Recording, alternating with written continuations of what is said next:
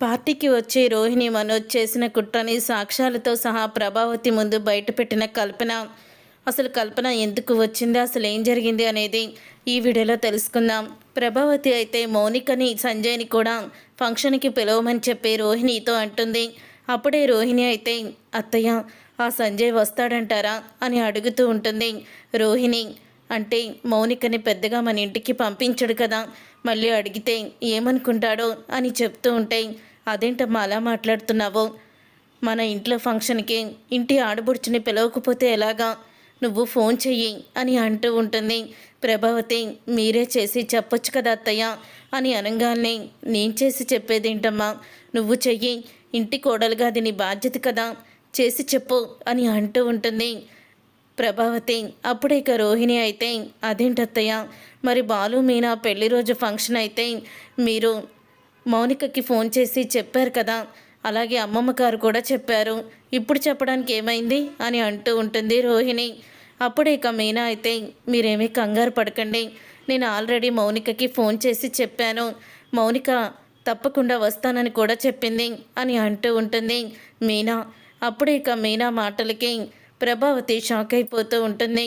అప్పుడే రోహిణి అయితే అసలు ఏమనుకుంటున్నావు మీనా, కనీసం మమ్మల్ని అడిగి పిలవాలని నీకు ఆ మాత్రం తెలీదా అని అడుగుతూ ఉంటే, నేను పిలిచింది మా చెల్లెల్ని కాదు, ఈ ఇంటి ఆడబొడుచుని, అంతే తప్ప ఈ ఇంటి ఆడబొడుచు ఇంటి శుభకార్యాల్లో లేకుండా ఎలాగా, తను లేకుండా ఏ శుభకార్యం జరగదు కదా, అందుకే పిలిచాను, ఆ హక్కుతోనే పిలిచాను, చెప్పండి లేకపోతే మీ వదినే ఫోన్ చేస్తుంది, ఫోన్ చేసే వరకు రాకని చెప్పనా అని అంటూ ఉంటుంది మీనా. అప్పుడే ఇక ప్రభావతి అయితే ఏంటి రోహిణి నువ్వు, మీనా చేసింది మంచి పనే కదా, మరి అలాంటప్పుడు నువ్వెందుకు అలా మాట్లాడుతున్నావు అని అంటూ ఉంటుంది రోహిణిని మీనా. మొట్టమొదటిసారి మీనాని పొగుడుతూ ఉంటుంది. అప్పుడే రోహిణి అయితే అత్తయ్య మీరు అని అంటూ ఉంటే, మౌనిక విషయంలో మీనా చేసింది కరెక్టే, అయినా ఎవరు పిలిస్తే ఏమైంది, మౌనికని గుర్తు పెట్టుకొని పిలిచింది, ఇంకా నువ్వే పిలవనని చెప్తున్నావు అని ప్రభావతి అంటుంది. అది కాదత్తయ్య అని అంటూ ఉంటే, సరేలే ఇంతటితో ఇక ఈ విషయాన్ని వదిలేసాయి, ఏయ్ వెళ్ళి నీ పని చూసుకో, ఏదో పేనికి పెత్తను ఇస్తే తలంతా కొరికినట్టు ఇప్పుడేదో నిన్ను నా కూతురు విషయంలో పొగిడాను తప్ప నీకేమీ నేను స్వేచ్ఛనివ్వడం లేదు, అలాగని మీ చెల్లిని మీ తమ్ముడిని మీ అమ్మని ఈ ఫంక్షన్కి ఏమీ నువ్వు పిలవాల్సిన అవసరం లేదు అని అంటూ ఉంటుంది ప్రభావతి. బుద్ధున్న వాళ్ళు ఎవ్వరూ కూడా నా పుట్టింటి వాళ్ళని మళ్ళీ కూడా ఇలాంటి ఫంక్షన్లకి పిలవరత్తయ్య, అంత గడ్డి తినేదాన్ని కాదు, నాకు కూడా బుద్ధుంది, వాళ్ళని పిలిచి అవమానించే కన్నా వాళ్ళని పిలవకపోతమే కరెక్టు, అందుకని నా వైపు చుట్టాలని కానీ మా పుట్టింటి వాళ్ళని కానీ ఎవరిని కూడా పిలవదలుచుకోలేదు, భోజనం దగ్గర నుంచి వాళ్ళని అందరి మందిలో పైకి లేగోమని చెప్తే వాళ్ళు ఎంత బాధపడతారో, అందుకని ఈ అవమానాలు వాళ్ళకి అవసరమా అని ముందే వద్దన్నానులే అత్తయ్య అని చెప్పి మీనా అయితే ప్రభావతికి షాక్ ఇచ్చి వెళ్ళిపోతుంది. అప్పుడు ఇక సత్యమైతే మీనా భలే చెప్పింది కదా అని అంటూ ఉంటాడు. ఏంటండి మీరు కూడా, మరి ఆ రోజు వాళ్ళ బాబాయి మావయ్య వీళ్ళందరూ వస్తే ఏం చేసావు, తినేవాళ్ళని భోజనం దగ్గర నుంచి లేచి వెళ్ళిపోయేలాగా నీ మాటలతో బాధ పెట్టావు. చూడు ప్రభావతి, నీకు డబ్బు విలువ తెలుస్తుంది కానీ మనుషుల విలువ తెలియలేదు, ఆ డబ్బు విలువ ప్రతిసారి నీకు ఆపదలో అండగా ఉండదు, మనుషులే బంధాలే నీకు అండగా నిలబడతాయి, ఆ విషయం గుర్తుపెట్టుకో, ప్రతి విషయాన్ని నువ్వు డబ్బుతో ముడిపెడతావు కానీ ప్రతి విషయం కూడా అలా ఉండదు, 10 మంది మన చుట్టూ ఉంటేనే అప్పుడు మనకి ఆపదలో అన్నా సంతోషమైనా సరే వాళ్ళు మేమున్నామని భరోసా ఇస్తారు, ప్రతిదానికి నువ్వు డబ్బులు లెక్కేసుకుంటూ బాగా ఉన్న వాళ్ళని ఒకలాగా లేని వాళ్ళని ఒకలాగా చూస్తే నిన్ను కూడా చూసేవాళ్ళు అలాగే చూడాల్సి వస్తుంది అని అంటూ ఉంటాడు సత్యం. ఏంటండి మీరు, ఇంట్లో ఏదో కార్యక్రమం జరుగుతుందని ఆనందంగా ఉంటే ఏదేదో మాట్లాడతారేంటి, వెళ్ళి రెడీ అవ్వండి అని అంటూ ఉంటుంది ప్రభావతి. ఇంతలో ఇంకా గుణ అయితే ఫోన్ చేస్తాడు మళ్ళీ రోహిణికి.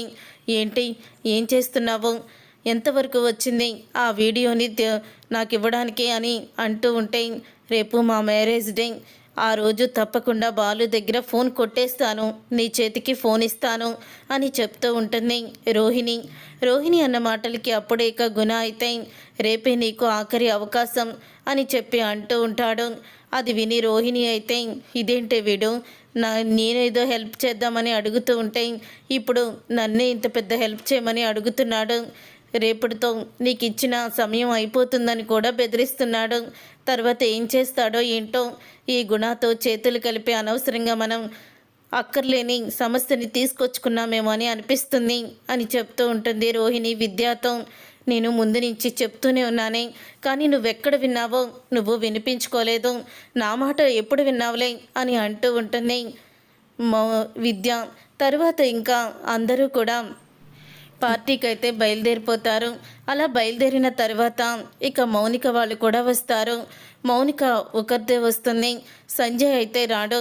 అప్పుడే ఇక మౌనికని చూసి ప్రభావతి ఏంటమ్మా ఒక్కరిదానివే వచ్చావు అని అడుగుతూ ఉంటే ఆయన వేరే పని మీద ఊరికి వెళ్ళారమ్మా, బిజినెస్ పని మీద, అందుకే నేనే వచ్చాను అని అంటూ ఉంటుంది మౌనిక. అప్పుడే ఇక మీనా అయితే మౌనికని పక్కకి తీసుకువెళ్ళి అడుగుతూ ఉంటుంది, మౌనిక ఇంత స్వేచ్ఛగా నువ్వు ఇక్కడికి వచ్చావు, నీ ముఖంలో కూడా చాలా ఆనందం కనిపిస్తుంది, ఏంటి మౌనిక దానికి కారణం అని అడుగుతూ ఉంటే ఆయన పూర్తిగా మారిపోయారు వదినా అని అంటూ ఉంటుంది మౌనిక. ఏం మాట్లాడుతున్నావు నువ్వు అని అనగానే అవును వదినా, ఆయన పూర్తిగా మారిపోయారు. ఎందుకంటే ఒకరోజు ఏమైందంటే ఆయన నన్ను వచ్చి నీ కడుపులో ఉన్న బిడ్డకి నాకు ఇష్టం లేదు, వెంటనే ప్రెగ్నెంట్ తీయించుకో, అబార్షన్ చేయించుకో అన్నారు. అప్పుడే నేను సరేనండి అన్నాను. ఆ మాట విని ఒక్కసారి షాక్ అయిపోయారు. అదేంటి నువ్వు కడుపులో ఉన్న బిడ్డని పోగొట్టుకోమంటే అబార్షన్ చేయించుకోమంటే సరే అని అలా చెప్పేసావేంటి అంత ఈజీగా అని నన్ను అడిగారు. అప్పుడు నేను అన్నాను, మీకు ఇష్టం లేని పని నేను ఎప్పుడూ చేయనండి, మన పెళ్ళయ్యాక మీరు నాకు ఇది ఇష్టం లేదు అంటే నేను అసలు దాని జోలికి కూడా వెళ్ళను, ఎందుకంటే మీరంటే నాకు అంత ప్రాణం. ఆ రోజు మీరు మా అమ్మ వాళ్ళతో మాట్లాడొద్దన్నారు, అలాగే వాళ్ళ ఫోన్ను చేసినా సరే కట్ చేసేసేదాన్ని, కానీ ఒక్కసారి కూడా నేను వాళ్ళతో మాట్లాడలేదండి. ఆ తర్వాత ఇంకా చాలా విషయాల్లో ఆంక్షలు పెట్టారు, అవి కూడా ఒప్పుకున్నాను. ఇప్పుడు ఈ బిడ్డ నాకు ఇష్టం లేదు, తీయించుకో అంటే తీయించుకుంటానండి. నాకు మీకన్నా ఎవ్వరూ కూడా ఎక్కువ కాదు, మీరే నా ప్రాణం, మీరే నా ప్రపంచం అని అంటూ ఇక మౌనిక అయితే సంజయ్ని అంటూ ఉంటుంది. అప్పుడే ఇక మౌనిక ఈ మాట అనేసరికి అప్పుడే సంజయ్ అత్తగారు వచ్చి ఏంటమ్మా మౌనిక వీడి కోసం కడుపులో ఉన్న బిడ్డని చంపుకుంటావా అని అంటూ ఉంటే ఆయన లేనిదే కడుపులో బిడ్డ లేదు కదా అత్తయ్య, ఆయన తర్వాతే నాకు ఎవరైనా అని అంటూ ఉంటుంది మౌనిక. అప్పుడే వదిన నేను చూపించే ప్రేమని అర్థం చేసుకున్నారు. వాళ్ళ నాన్న ఎవరో ఎమ్మెల్యే కూతురు సంబంధం తీసుకొచ్చారు, అయినా సరే నాకు మౌనిక అంటేనే ప్రాణం, ఇక మౌనికని కష్టపెట్టదలుచుకోలేదు అంటూ వాళ్ళ నాన్నతో తెగదింపు చెప్పేశారు. ఒకవేళ నీకు మేమిద్దరం కలిసి ఉండడం ఇష్టం లేకపోతే ఇల్లు వదిలి వెళ్ళిపోతాను తప్ప నేను మౌనికను మాత్రం వదలనని ఖచ్చితంగా చెప్పారు వదిన అని అంటూ ఉంటుంది మౌనిక. చాలు మౌనిక చాలు, ఇక నీ జీవితంలో ఇక ఏ కష్టాలు ఉండవని నాకు భరోసా వచ్చింది అని అంటూ ఉంటే ఇంతలో బాలు అయితే వస్తాడు.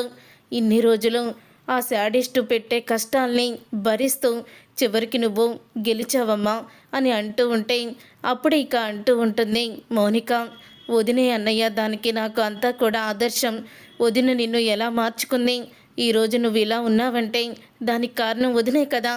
మీ ఇద్దరు ఇష్టం లేకుండా పెళ్లి చేసుకొని ఇప్పుడు ఒకరంటే ఒకరు వదలలేనంత ప్రేమని పెంచుకున్నారు. అలాగే నాకు కూడా ఏదో ఒక రోజు జరుగుతుంది అనుకున్నాను, అలాగే జరిగింది అని అంటూ ఉంటుంది మౌనిక. ఇదంతా నీ వల్ల అనుకుంటున్నావా?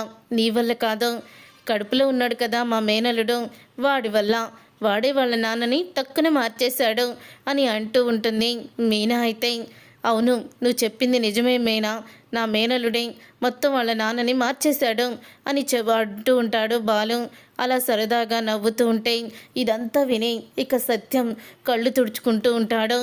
ఇన్ని రోజులు ఎంత నరకాన్ని అనుభవించావమ్మా, నిజంగా నీకు అంతా కూడా మంచే జరిగింది అని అనుకుంటూ సత్యం ఆనందపడుతూ ఉంటాడు. ఆ రోజు బాలు మాటలు వినకుండా నేను కూడా ప్రభావతి మాటలు విని బాలుని అపార్థం చేసుకొని నీకు అన్యాయం చేశానని అనిపించింది. తర్వాత అల్లుడు గారు పూర్తిగా మారిపోయారని నువ్వు చెప్పాకే కొంచెం మనసు కుదుటపడింది అని అనుకుంటూ ఉంటాడు సత్యం మనసులో. పార్టీ అయితే మొదలవుతుంది. అప్పుడే ఇక మనోజ్ రోహిణి ఇంటర్నేషనల్ డీలర్ గురించి ఎదురు చూస్తూ ఉంటారు. ఇక ఇంటర్నేషనల్ డీలర్ అయితే వస్తారు. వచ్చిన తర్వాత అప్పుడే ఇక మనోజ్ అలాగే రోహిణి ఇద్దరు కూడా వాళ్ళని రిసీవ్ చేసుకుందామని చెప్పి ఇక వెళ్తూ ఉంటారు. అప్పుడే ఇక అంటూ ఉంటాడు పార్కులో కూర్చున్న అతనైతే, ఆయన్ని నేను రిసీవ్ చేసుకుంటాను, మీరు వెళ్ళి స్టేజ్ మీద ఉండండి, ఎందుకంటే ఈరోజు మీ యానివర్సరీ కదా, ఆ పార్టీ కిందే కదా మనం చేసుకుంటున్నాము. ఇప్పుడు మీరు ఇక్కడ నిలబడితే ఏదో బంధువులను రిసీవ్ చేసుకోవడానికి నిలబడ్డారని అనుకుంటారు. మీరు స్టేజ్ మీద ఉండడమే కరెక్టు, అక్కడే ఉండండి, నేను ఆయన్ని తీసుకొస్తాను అని వాళ్ళ పార్క్ ఫ్రెండ్ అంటే అంటూ ఉంటాడు మనోజ్తో. మనోజ్ రోహిణిక పైకి వెళ్ళిపోతారు స్టేజ్ మీదకి. వెళ్ళిపోయాక అప్పుడు ఇక ఇంటర్నేషనల్ డీలర్తో వస్తుంది కల్పన కూడా. వాళ్ళిద్దరూ కూడా కెనడాలో బిజినెస్ పార్ట్నర్స్. ఇక తను కూడా వస్తుంది. కానీ తను వచ్చింది మనోజ్ రోహిణి యానివర్సరీ కానీ అస్సలు కూడా తెలియదు కల్పనకి. తను పక్కనే ఉన్న అది కటౌట్ కూడా చూడదు, వాళ్ళది పెళ్లి రోజుది పెడతారు కదా బ్యానర్ కూడా చూడదు. మామూలుగా డైరెక్ట్గా తనైతే వచ్చేస్తుంది. వచ్చిన తర్వాత మొట్టమొదటిగా బాలునైతే చూస్తుంది. బాలుని చూసి, బాలు నువ్వేంటి ఇక్కడున్నావు అని అడుగుతూ ఉంటే, ఇది మా అన్నయ్య రిసెప్షనే, అదే పెళ్లి రోజు యానివర్సరీ అంటారు కదా అని అంటూ ఉంటాడు బాలు. అయితే అవునా, అయితే బాలు ఈయన ఇంటర్నేషనల్ డీలర్, అలాగే మేమిద్దరం పార్ట్నర్స్ కూడా. ఇతను ముఖ్యంగా ఇక్కడికి వచ్చింది ఎందుకో తెలుసా, మీ అన్నయ్యకి డీలర్షిప్ ఇవ్వడానికి. ఇతనితో డీల్ కుదుర్చుకుంటే మీ అన్నయ్య ఎన్నో లక్షలు సంపాదిస్తాడు అని అంటూ ఉంటుంది కల్పన. థ్యాంక్ యూ మేడం, నిజంగా మా అన్నయ్యకి ఇంత పెద్ద ఆఫర్ ఇస్తున్నందుకు నాకు చాలా ఆనందంగా ఉంది. వాడు కూడా చదువుకున్నాడు కానీ ఇప్పటివరకు సరైన ఉద్యోగం లేక చాలా బాధపడ్డాడు. మీరు నిజంగా చాలా గ్రేట్ మేడం, మా అన్నయ్యకి డీలర్షిప్ వచ్చేలా చెయ్యండి అని అంటూ ఉంటాడు బాలు. అయితే మీ అన్నయ్య గురించి ఇంతలా నువ్వు మాట్లాడుతున్నావు, నిజంగా మీ బంధం చాలా గొప్పది అని అతను కూడా ఇక డీలర్షిప్ మనోజ్కి ఇవ్వడానికైతే ఒప్పుకుంటాడు. తర్వాత ఇక స్టేజ్ మీదకి వెళ్దాం రా కల్పన అని వెళ్ళబోతూ ఉండగా, నాకు కాల్ వస్తుంది సార్, నేను వెళ్తాను, మాట్లాడొస్తాను, మీరు వెళ్ళండి అని కల్పన అయితే ఫోన్ మాట్లాడడానికి బయటికి వెళ్తుంది. అప్పుడే ఇక అతను స్టేజ్ మీదకి అయితే వెళ్తాడు.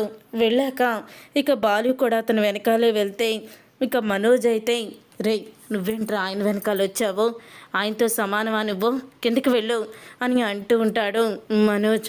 అప్పుడే బాలు కిందకి వెళ్ళబోతుండగా ఇక అంటూ ఉంటాడు డీలర్ అయితే, ఏంటి బాలు వెళ్ళిపోతున్నారు, నుంచోండి, అసలు మీ అన్నయ్యకి ఈ డీలర్షిప్ ఇవ్వమని నాకు ఎంతలా రిక్వెస్ట్ చేశారు.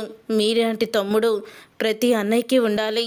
ఎవరైనా అన్నదమ్ములు ఇలాంటి బిజినెస్ విషయంలో ఆస్తుల విషయంలో గొడవ పడుతూ ఉంటారు. నిజంగా మీ అన్నయ్య అభివృద్ధికి రావాలని మీరు పడుతున్న తపన నాకు బాగా నచ్చింది అని అంటూ ఉంటాడు అతనైతే. అది విని ప్రభావతి షాక్ అయిపోయి చూస్తూ ఉంటుంది. ఇదిగో మనోజ్, నీకు డీలర్షిప్ ఇవ్వబోతున్నాను, లెటర్ ఇదు అని లెటర్ అయితే చేతిలో పెట్టబోతుండగా అప్పుడే ఇక కల్పన ఆగండి సార్ అని అంటూ వస్తుంది. కల్పనని చూసి రోహిణి మనోజ్ షాక్ అయిపోతూ ఉంటారు.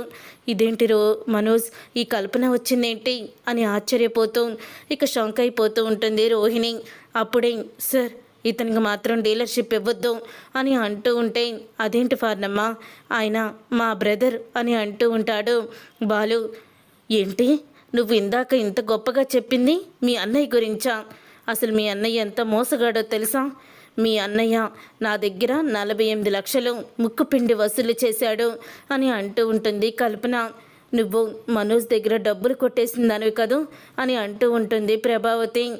డబ్బులు కొట్టేశానని అనొద్దు, ఎందుకంటే నేను ఆ డబ్బులు వడ్డీతో సహా మీ కొడుక్కి ఇచ్చేశాను, మీ కొడుకుని అడగండి అని అంటూ ఉంటే అప్పుడు ఇక సత్యమైతే, రే అమ్మాయి నీకు డబ్బులన్నీ ఇచ్చేసిందా అని అంటూ ఉంటాడు.